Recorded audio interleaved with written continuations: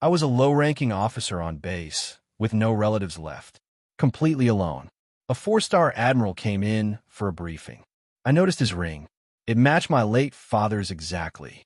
I confronted him, and he went white. "Who was your dad?" he asked. I spoke the name, and the admiral broke down. What he revealed after that changed everything. I was a junior officer, a Navy SEAL, 30 years old, and honestly pretty broken. My father was gone. 2 years.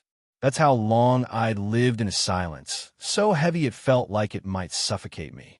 The official story? Car went off the highway. An accident. No family left, just me, adrift in this military world that once felt like home.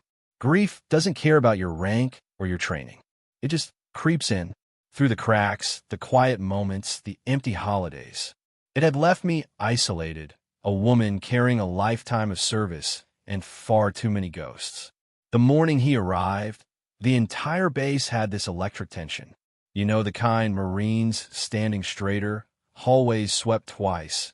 Even the air conditioning seemed to hum with nerves. A four-star admiral? At a mid-sized stateside installation? Whatever he was here for, it wasn't routine. I wasn't even supposed to be near his briefing, but fate, or maybe something much bigger, put me there, and then I saw it. Not his uniform, not his ribbons, or even that overwhelming aura of command that flag officers carry. No, my eyes locked onto his left hand, specifically the ring on it. A thick, heavy navy ring, custom carved with a trident, polished edges, a deep blue center stone. My father's ring. His exact ring. It was a one-of-a-kind piece, something he designed with a jeweler friend during his final years of service. He wore it every single day, and when he died, they told me it was never recovered from the wreck. Seeing it now nearly knocked the air out of my lungs. My heart slammed against my ribs. I couldn't breathe. This wasn't a mass-produced ring. It couldn't be bought. Anyone wearing it had to be intimately linked to my dad. I tried to swallow the shock, but then the Admiral looked up. Our eyes met. Maybe he saw the utter confusion plastered across my face. Maybe he saw my father in me. Because for a split second, his calm, unreadable flag officer's mask crumbled. Something raw flashed in his eyes. I didn't care about protocol. I didn't care that he was a four-star and I was a lieutenant commander. I had to know. So, when the briefing broke and he stepped into the hallway with his aides, I walked straight up to him. "Admiral," I said, my voice steady despite the ice in my veins. "May I ask about your ring?" He paused mid-stride. His aides kept walking, assuming he'd follow, but he didn't. He turned slowly, studying my face as if trying to pull a memory from the depths. "This?" he asked, lifting his hand slightly. "Yes, sir," I managed. "That ring is familiar." He looked at me for an eternity. Then something inside him shifted. Shoulders tightening, jaw clenching, pupils narrowing like a man bracing for impact. "Who was your father?" he asked softly. The hallway seemed to stretch for miles. The fluorescent lights hummed louder. My throat tightened, but I forced the words out. "Master Chief Aaron Hale." For 2 seconds, nothing, and then his face cracked. It literally fractured into a mixture of grief, shock, and something dangerously close to guilt.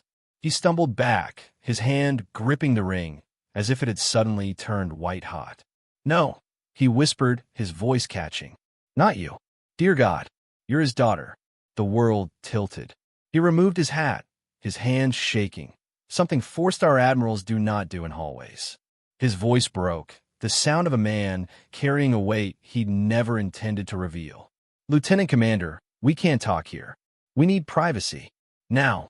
And that was when it hit me. He wasn't just surprised. He was terrified. Of what? Of me? Of the past? Of the truth? I didn't know. Not yet. But the ring, the look in his eyes, the way his voice had shattered. I knew it. My father's death wasn't an accident. And nothing in my life was ever going to be the same again. When a four-star admiral tells you to follow him in private, you don't hesitate. At least, not on the outside. Inside, my pulse hammered so hard I could feel in my throat. We walked down a quiet administrative corridor, past framed photos of men and women who'd lived entire careers without ever brushing up against the kind of secrets I sensed were coming. He opened a small conference room, shut the door, and drew the blinds. He didn't sit. He just stood there, hands on a chair, staring at me like I was an old photograph he wasn't ready to pick up. "You look like him," he said finally, his voice low. "Not exactly, but the eyes, the posture, the way you walked toward me. I thought I was seeing a ghost." My father had been gone for 2 years. People rarely mentioned him anymore because I didn't let them. It hurt too much. But hearing it from him, from someone who clearly knew my dad deeply, sent a strange warmth and ache through my chest. "Admiral," I said carefully, "that ring my father had one just like it. Identical. Custom-made. And when he died, they said it wasn't found in the wreck." He lowered himself slowly into the chair, like the weight of memories was heavier than his uniform. "Sit, Lieutenant Commander," he murmured. I sat across from him, hands clasped so tight my knuckles turned white. He rubbed his brow.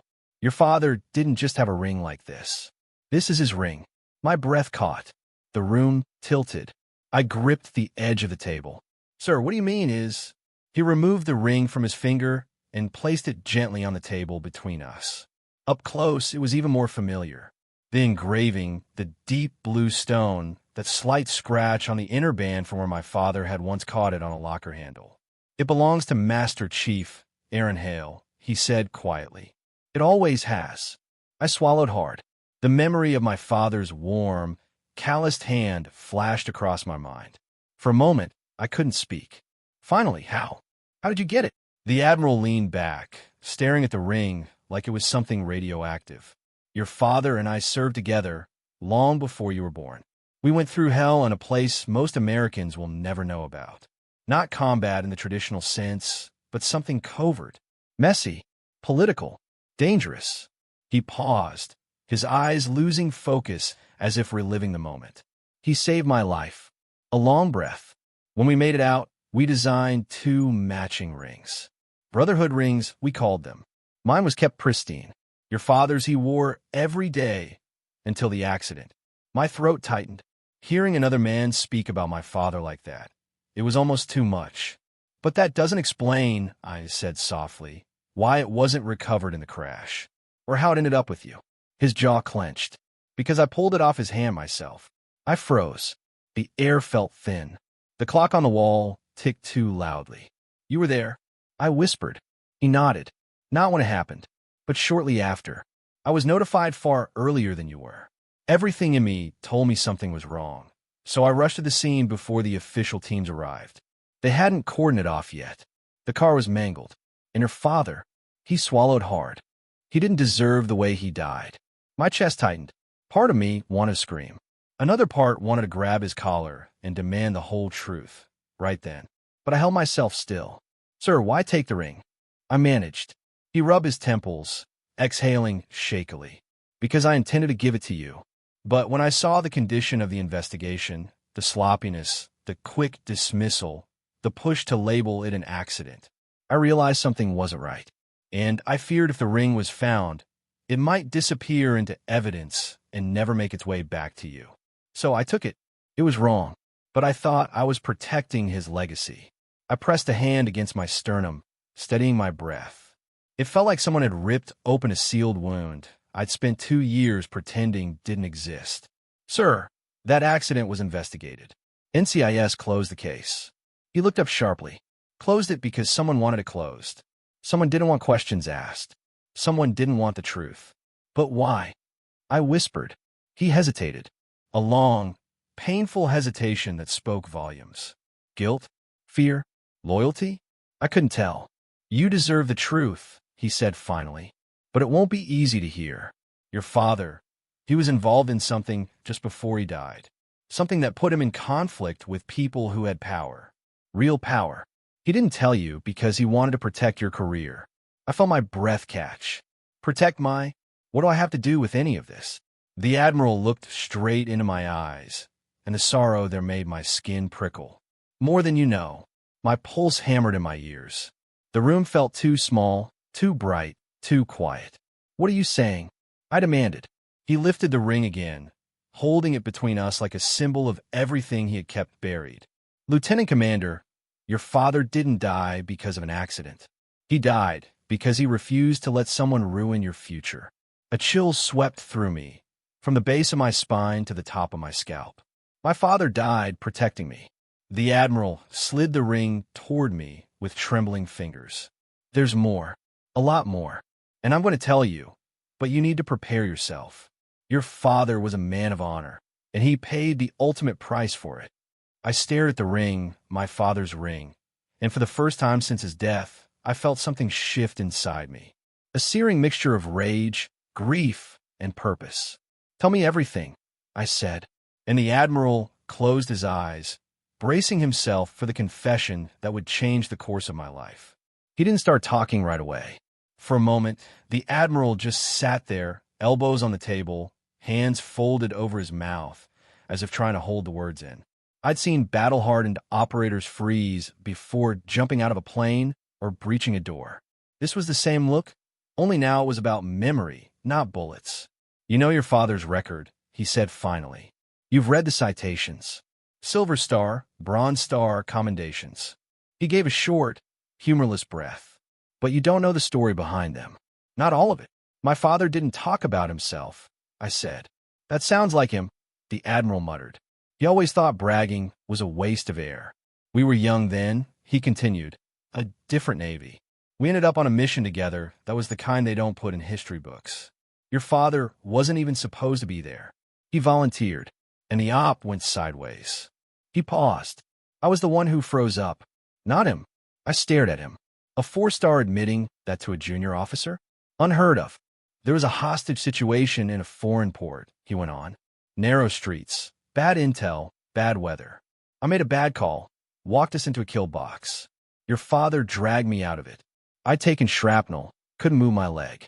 He got me to cover, patched me up, then went back in to finish the job. His fingers tapped the table. He took down 3 men, secured the hostages, got everyone home. I got the public credit.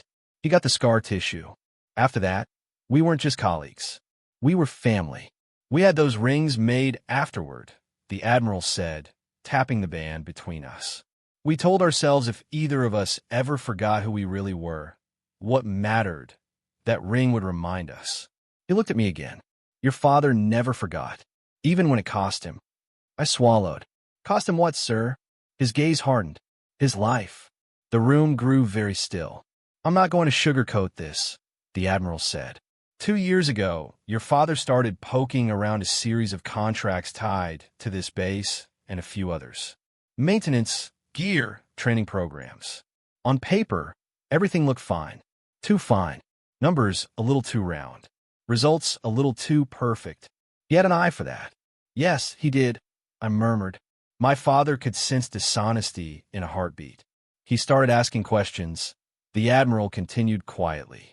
At first, he spoke to a few supply chiefs, a few warrant officers. Some brushed him off. Others, well, let's just say they seemed nervous. One of the contractors providing gear to multiple commands had friends in high places. Friends more interested in keeping the money flowing than in checking if the product was worth a dime. I frowned. Gear? You mean weapons? Some weapons, some protective equipment, some training aids, software, vehicle parts. When there's a lot of money on the table, people get creative with what they call savings. He said the word like it tasted bad. Your father caught a pattern. Equipment logged as new that looked like refurbished junk. Parts certified as tested that failed in real-world use. Small things at first, easy to ignore, but he wouldn't ignore them. He realized if we deployed with some of that gear, people could die. That sounds like him, I whispered. The Admiral gave a faint, sad smile. He reacted exactly how I expected. He started writing things down. Dates, serial numbers, names. He reached out to an inspector he trusted, an honest man. And that's when the trouble started. A cold feeling spread through my chest. What kind of trouble? The contractor got wind of it, he said. Maybe through a leak. Maybe through someone who owed them a favor. Suddenly, your father got called in for informal chats. People suggested he was overworked, that maybe he should consider retirement, that maybe his daughter's career would be smoother if he didn't stir up waves. My jaw clenched. They threatened my career. In a roundabout way, the Admiral said. I wasn't in the room, but I saw the notes he made. They wanted him to back off. and they used you as leverage. It felt like someone shoved a knife between my ribs.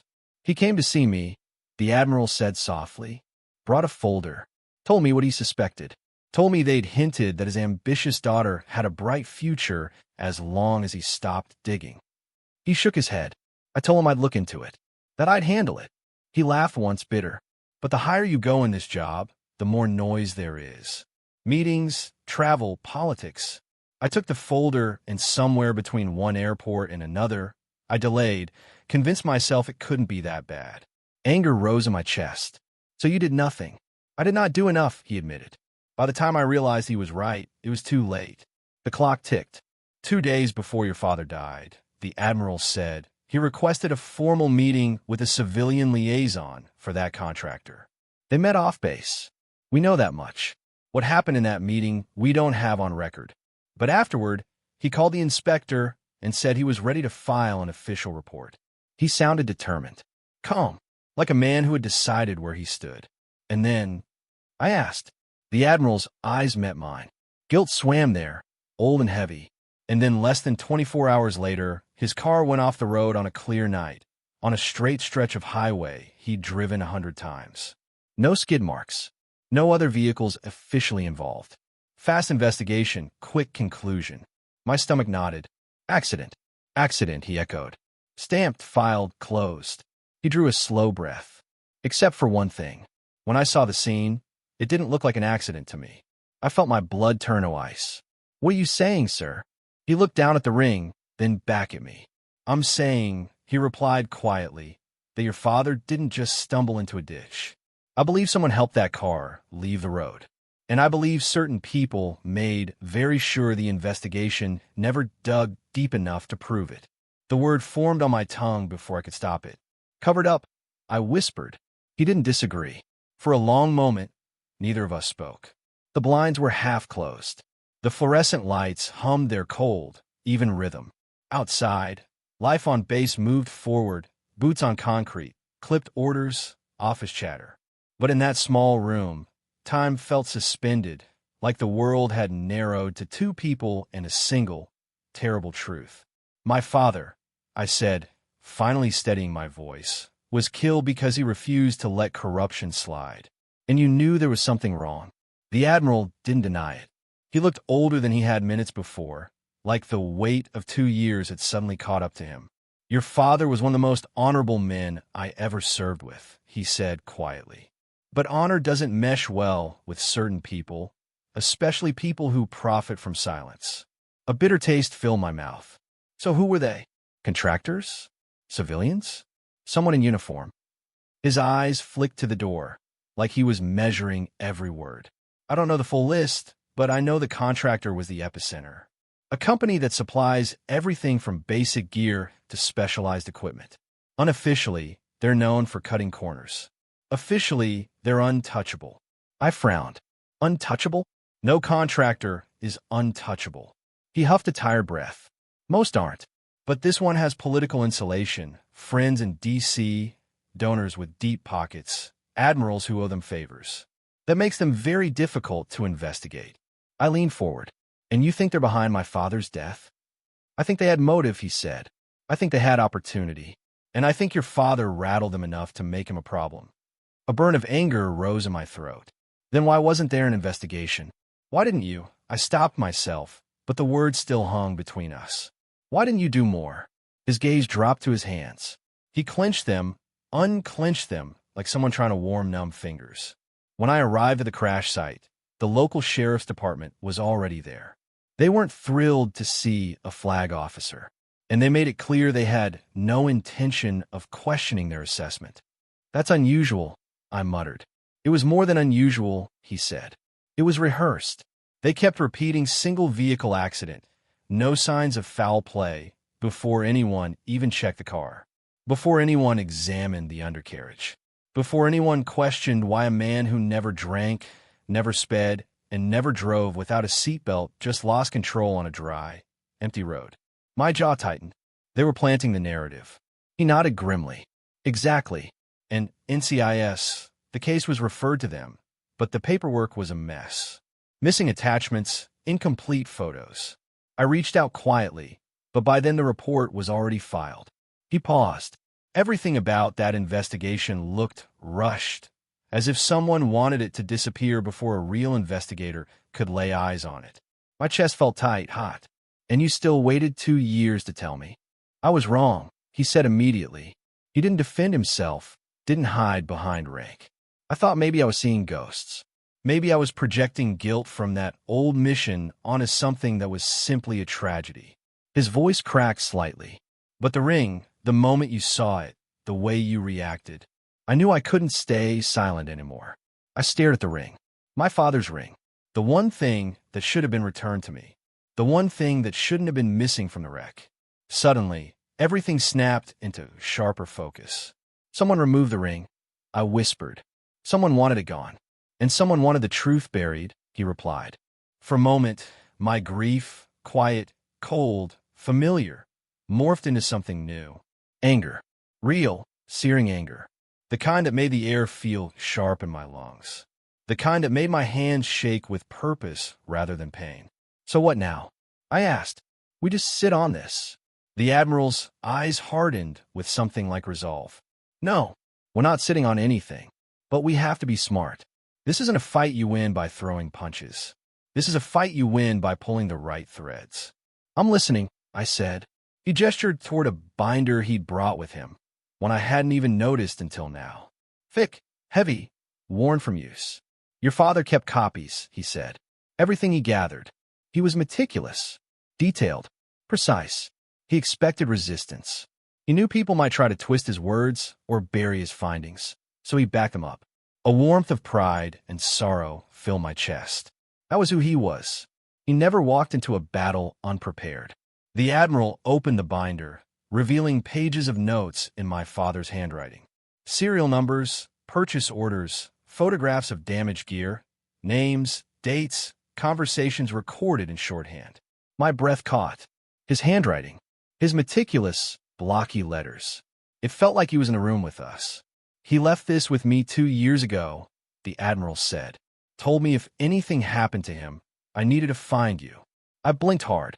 He planned for this, I whispered. He knew he was in danger. He suspected. The Admiral corrected gently. Your father believed in the system. He believed if he presented the problem clearly, someone would listen. And no one did. The Admiral closed the binder slowly. I didn't. Not soon enough. Silence settled again, thick, suffocating, full of the unspoken truth between us. You want the truth, he said. You want justice.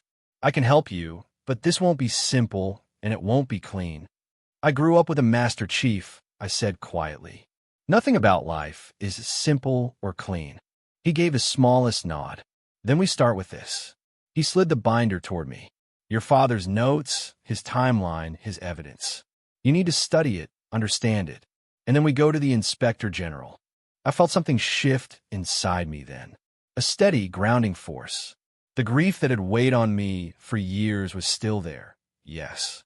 But now it pulsed with direction, with purpose. For the first time since his death, I had something resembling solid ground beneath my feet. I touched the binder. My voice was steady. If he died protecting the truth, then I'll finish what he started.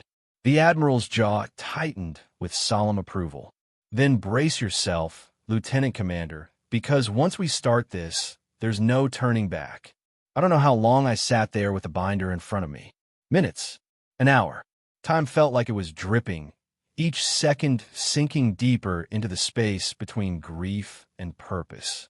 The Admiral waited in silence, hands folded, eyes lowered, giving me room to breathe, or maybe giving himself the same. Finally, I opened the binder. The first page wasn't notes or reports. It was a picture, a photo I'd never seen. My father, younger, standing beside the Admiral on some dusty foreign road. Both of them sunburned, bruised, and grinning with exhaustion. Arms slung around each other's shoulders. Camouflage faded from wear. Gasoline stains on their sleeves. The kind of grin only existed between people who survived something together. My throat tightened. The Admiral watched me quietly. He kept that photo, he said. Always. I flipped the page. Beneath the photo were my father's unmistakable handwriting, The letters sharp and deliberate. For my daughter, if she ever needs the truth. A shiver passed through me. He'd known. Not what would happen, but that something might. And he prepared for it. I turned to the next section. Rows of serial numbers paired with notes about training accidents, malfunctions, near-fatal failures. He documented each incident, the dates, the exact equipment used, the connection to the same contractor. This is enough to raise questions, I said quietly. Enough for an inquiry, but not enough to prove murder. The Admiral nodded. No, but it's enough to show motive. And motive matters. I kept flipping through pages. Photos of cracked gear, shattered components that shouldn't have shattered, communication devices that had been tested and documented as fully operational despite obvious defects. Eventually, halfway through the binder, I reached a single sheet of paper, thicker, older, folded once. I unfolded it carefully. It was a letter in my father's handwriting. The date at the top was the day before he died. I glanced at the Admiral. Did you read this? He nodded once, regret shadowing his expression. I wasn't sure if I had the right, but I suspected it might help you someday. I took a breath and began reading. If you're reading this, something has gone wrong. I hope I'm wrong. God, I hope so. But just in case, there's something I need you to know. They threatened you. My hands trembled. I forced myself to keep reading. Not directly. They're too smart for that. But they made it clear your future depended on my silence. They want the contracts. They want the money. They want men in uniform to keep quiet and fall in line. I would rather die than let them touch your career. So, I'm choosing to move forward anyway. Not because I'm brave, but because I raise you to become better than me. And that means standing up even when it costs you. My breath hitched. He had known. He had known exactly what kind of danger he was stepping into. If anything happens, don't blame yourself. Don't let them break you. And don't let the truth die with me. You are my greatest pride. Live with honor. Finish what I started. Dad. The final word felt like a weight pressed against my heart. Dad. A title bigger than any rank, one I hadn't heard in too long. I lowered the letter, slowly wiping my eyes with the back of my hand. The Admiral looked away, giving me a moment. He wrote that for me? I whispered.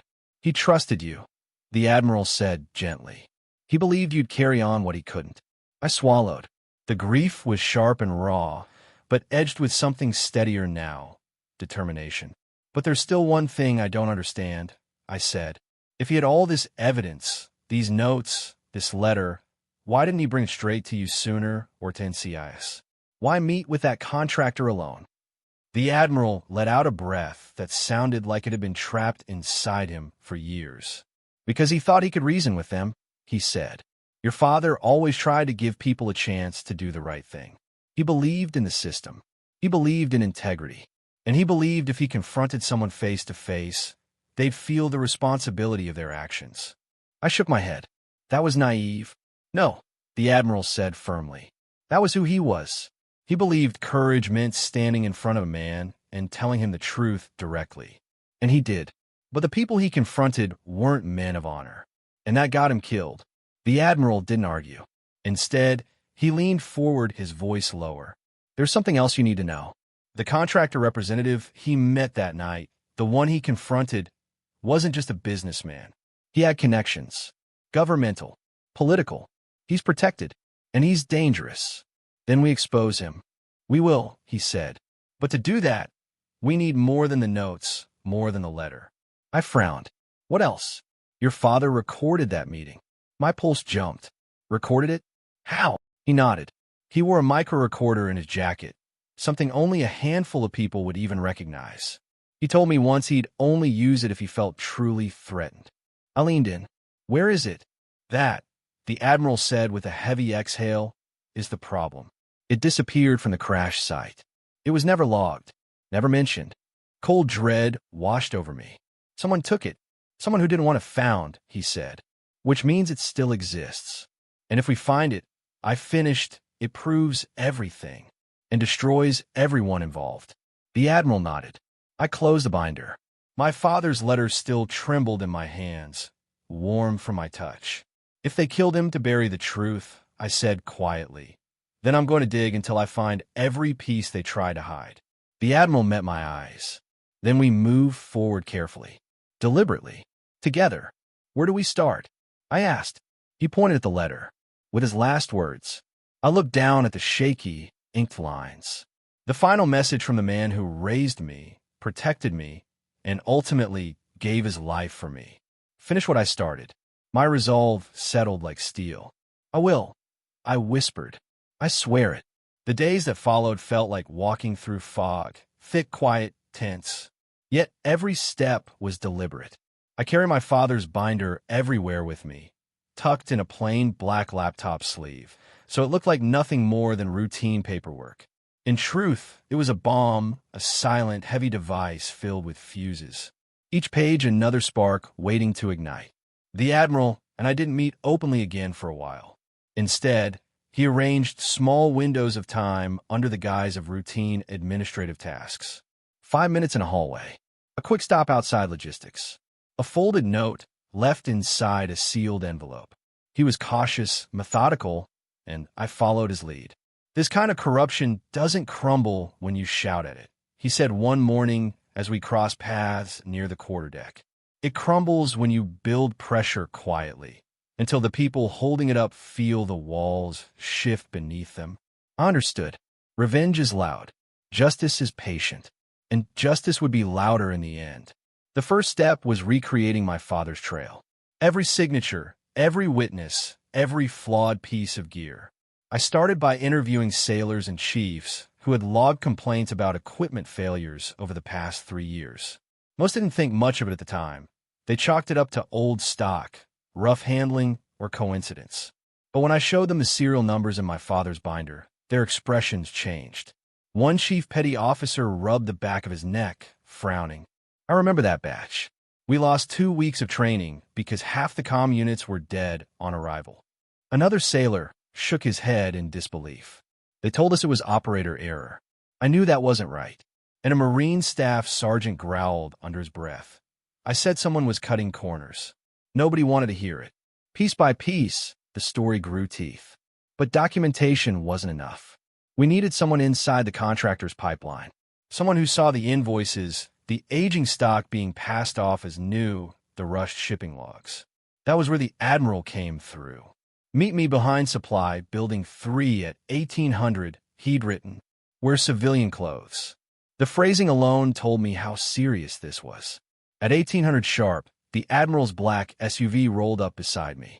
He didn't say a word as I got in, just nodded in greeting and drove off base, taking a quiet service road toward the industrial park that bordered the highway. That contractor keeps a satellite office nearby, he said. Low profile, minimal staff. But one person there might be willing to talk. Who? I asked. An accountant, he replied. A good one. She's been trying to leave the company for months, too honest for their liking. Is she in danger? He exhaled through his nose. Not yet. But if she hands us what I think she will, she could be. We pulled into the parking lot of a nondescript office building. One of those low, beige structures with tinted windows and no signage. The kind of place intentionally designed to be forgettable. Inside, we found her sitting alone in a small conference room. A nervous, half-smile pulling at her lips. Mid-40s, tired eyes, hands wrapped around a paper cup she wasn't drinking from. You're the one he said would come? She asked me. I am, I said, sitting across from her. Lieutenant Commander Hale. Her expression softened at my last name. Your father, she said. I read his statements. He was the only one who ever asked questions without trying to intimidate me. It struck me how deeply my father's integrity had reached, even into rooms I'd never imagined. She slid a flash drive across the table. Everything is on there. Ledgers, emails, duplicate invoices, photos of shipments that weren't what the paperwork claimed. And one more thing. Her voice dropped, trembling. A recording. A chill ran through me. A recording of what? She licked her lips. Your father's final meeting.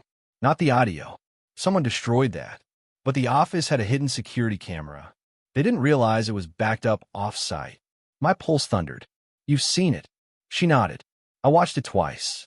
Once because I had to. Once because I couldn't believe what I'd seen. The Admiral leaned forward, jaw tight. What's on it? She hesitated, fear creeping over her face. Your father wasn't arguing with the contractor rep. He was calm, direct. But that man, he threatened him, told him he was risking his daughter's future by pushing this. And then, her voice cracked. And then he followed your father out of the office. The angle changes, but you can see them in the hallway. The rep grabs his arm, says something I couldn't hear. And your father, he just shakes his head and walks away. And after that, I pressed. I don't know, she said. The exterior cameras were wiped. But you can see the rep leaving through the back door just minutes before your father. A lead weight dropped in my stomach. Motive, opportunity, threats, the Admiral murmured. It's enough to force an inquiry. But the accountant wasn't finished. There's more, she whispered. Someone inside your father's chain of command alerted the contractor that he was filing a formal report. Someone on the military side. My blood ran cold. Someone in uniform. Someone my father trusted. Who? I demanded. She took a shaky breath and opened a small manila envelope. Inside was a printout of a phone record. 2 calls made the night before my father died. One from the contractor's representative, and the other from a Navy officer. I stared at the name. The blood in my veins turned to glass. A commander. A familiar one. One who had spoken to my father's memorial service as if he'd lost a brother. The Admiral saw my expression. You know him? Yes, I said, my voice cold. I do. The accountant leaned back, fear etched into her features. I'll testify, she said. But if you're going after these people, you need official backing. Real authority. The Admiral nodded. We're going to the Inspector General with your statement. The evidence. And the binder. It will force their hand. For the first time since my father's death, I felt a shift in my chest. Not grief, not rage, but momentum. The truth was rising, and the people who buried it were about to be exposed. The Admiral placed a steady hand on my shoulder. This won't be easy, he said. They'll deny everything. They'll deflect and stall. But if we do this right, they won't escape accountability. I closed my hand around the flash drive. Then let's do it right, I said. For him. The Admiral looked at me, really looked. For him, he repeated. The Inspector General's office wasn't a place you walked into casually. The walls were bare, the lights too bright, and the atmosphere so quiet you could hear a pin drop 2 rooms away. When the Admiral and I stepped inside with the binder, the flash drive, and the accountant's sworn statement, I felt the full weight of every step. It wasn't just my boots echoing on the polished tile. It was my father's memory walking beside me. We were escorted to a secure conference room, the kind made for uncomfortable conversations with serious consequences. A team of investigators filed in. 2 civilians, 1 JAG officer, 1 NCIS agent. No small talk, no polite smiles. They were here for the truth. The Admiral presented the evidence first. He spoke like a man who had carried guilt for too long and had finally decided to set it down. When he described the inconsistencies in the crash report, his voice didn't waver. When he revealed the letter my father wrote, he paused only once, long enough to steady himself before continuing. It was my turn. I laid out everything. The defective equipment, the sailors and Marines I'd spoken with, the pattern of manipulation, the threats, the contractor rep following my father out of the building, the phone call from the officer who had betrayed him. My voice stayed steady, but inside I felt something burning, a steady flame I hadn't had in 2 years. When we finished, the room went silent. The NCS agent finally spoke. Lieutenant Commander, this is substantial, and it's damning. We'll open a full investigation immediately. The JAG officer added, and the officer who leaked to the contractor, he will be subpoenaed. If he cooperated in suppressing a report, he'll face charges. I didn't breathe until those words hit the air. The truth was finally moving forward. The Admiral exhaled, a sound so quiet most people would have missed it, but I didn't. It carried 2 years of guilt finally breaking open. The investigators asked us not to discuss details with anyone. We agreed. As we left the building, the Admiral stopped just outside the glass doors, the sun casting a thin beam across the courtyard. You did well in there, he said. So did you, I replied. He looked away, hands clasped behind his back in that formal, absent-minded way flag officers do when they're standing in their own thoughts. Your father would be proud. The words hit me harder than I expected. You think so? I know so, he said.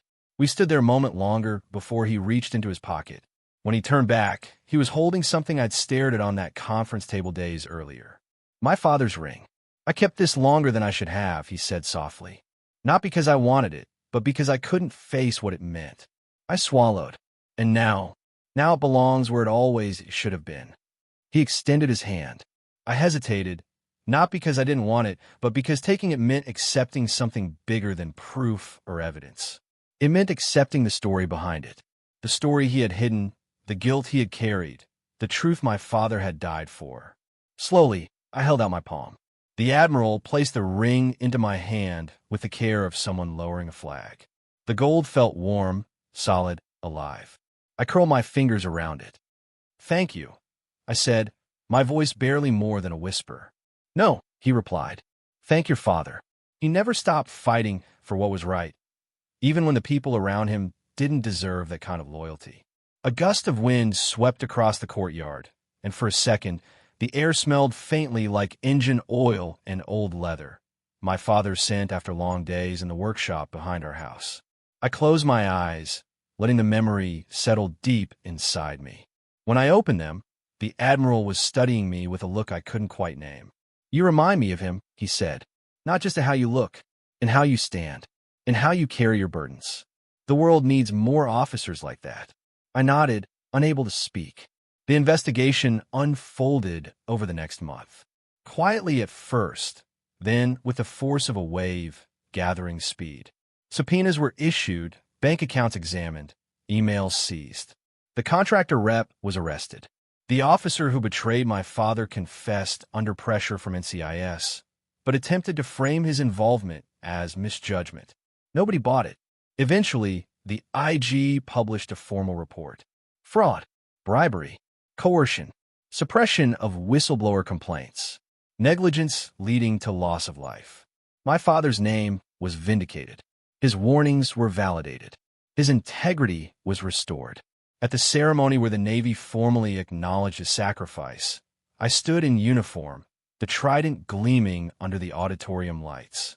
The Admiral delivered the speech, not as a four-star, but as a man who once owed his life to the Master Chief he failed to protect. "He was a brother to me," the Admiral said, voice thick with emotion, "and his courage lives on in the daughter who finished the fight." He looked toward me, eyes shining. I touched the ring in my pocket. Later that night, I drove to my father's gravesite. The grass was trimmed neatly. A small American flag fluttered against the headstone. I knelt down, tracing the letters of his name with my thumb. "I did it," I whispered. "I finished what you started." A breeze rustled the trees. Call it coincidence, call it faith, call it memory, but it felt like an answer, not in words, but in the quiet assurance that he was still with me. I slipped the ring onto a thin chain and placed it around my neck. It rested over my heart, heavy, grounding, exactly where it belonged. As I rose to leave, I looked at the sunset reflecting off the marble crosses and granite stones around me. Rows of men and women who served with honor. Rows of stories. Rows of sacrifices. And I thought about everyone listening, anyone who has ever carried a hurt that felt too heavy or a truth that felt buried too deep. Don't give up. Have you ever had to fight for a truth that no one wanted to believe? Tell me what you think in the comments below. I really want to know.